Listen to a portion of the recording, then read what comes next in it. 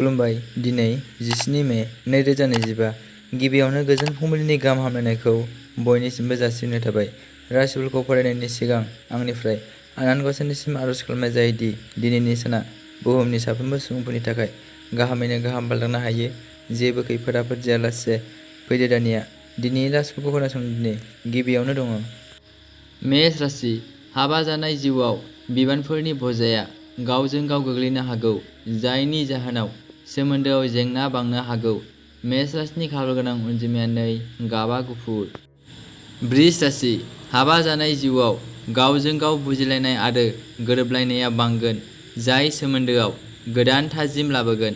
बृष राशिनि खाफालगोनां अनजिमाया 4, गाबआ गुफुर। मिथुन राशि। मोजां मोनलायनायाव जयै मोजां समफोरखौ रंजा।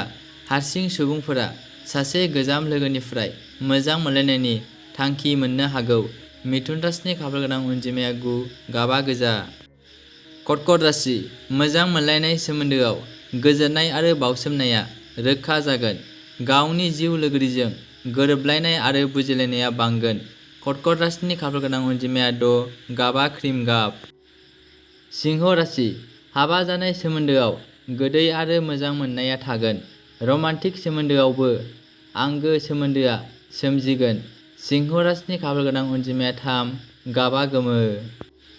कन्या राशि। हारसिं सुबुङा बेबादि सुबुंनि फारसे गोसो बोनो हागोन जायखौ बुजिनो गोब्राब, नाथाय सांग्रां जानाया गोनांथार। कन्या राशिनि खाफालगोनां अनजिमाया 4, गाबआ गोथां। तुला राशि। रमान्टिक सोमोन्दोआव गोनो गोथो आरो रैखाथि गैयैआ बांनो हागौ। बाहागोगिरिनि सोदोबफोराव रोखाथिनि आंखाल जागोन। तुला राशिनि खाफालगोनां अनजिमाया 8, गाबआ स्टेल। वृश्चिक राशि। गोजोन फैगोन। रमान्टिक सोमोन्दोआव गावजों गावनि मोनदांथिफोरखौ मान होनाया गोनांथार। वृश्चिक राशिनि खाफालगोनां अनजिमाया 3, गाबआ गोमो गाब। धनु राशि। मोजां मोनलायनायनि थांखिफोरखौ गनायना लानो हागौ। नोंनि जिउ लोगोरिनिफ्राय मदद मोनगोन।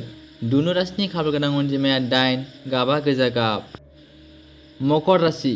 हारसिं सुबुङा लोगोनि गेजेरजों जागायजेननानै मोजां मोननायनि नेरसोनफोर मोननो हागौ। हाबा जानाय जिउआव गोजाम जेंनानिफ्राय रैखा मोनगोन। मकर राशिनि खाफालगोनां अनजिमाया 7, गाबआ गलापि। कुम्भ राशि। मोजां मोनलायनायाव थुलुंगा आरो दुंब्रुद थागोन। जरा जरायै मोजां सम हगारगोन। कुम्भ राशिनि खाफालगोनां अनजिमाया 5, गाबआ गोथां। मीन राशि। फालांगियाव रांनि लेनदेननिफ्राय गोजानाव था। साख्रिनि थाखाय नोंथाङा दावबायनांनो हागौ। मीन राशिनि खाफालगोनां अनजिमाया 1, गाबआ गोमो गाब।